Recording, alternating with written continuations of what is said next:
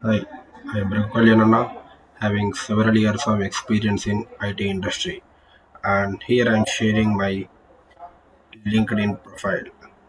Problem objective is many times corporate companies struggle to reduce the time to equip their employees with the reskilling into the required technology.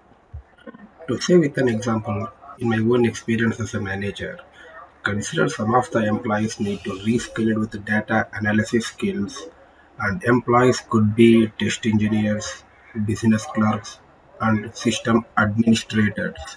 Typical approach is to teach data analysis skills like a 10-day program in a classroom or a 1 or 2 months crash course with self-learning. Employees learn the basics with general concepts, but not on coding standards or contribution in an actual team environment.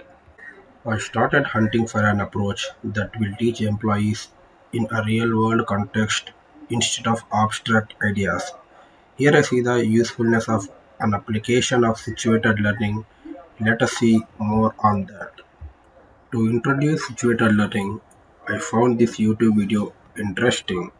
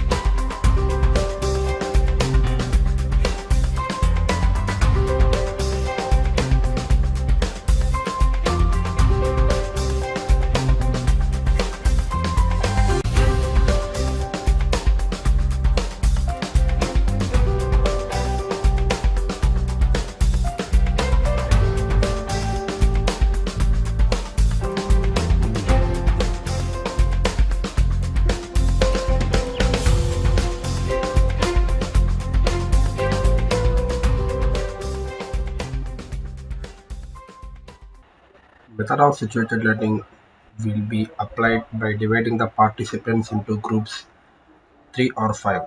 Work on the stated problem to solve as a group. And in this context of data analysis, I suggest a blended approach. First, theory of data analysis techniques are explained maybe in a week or two.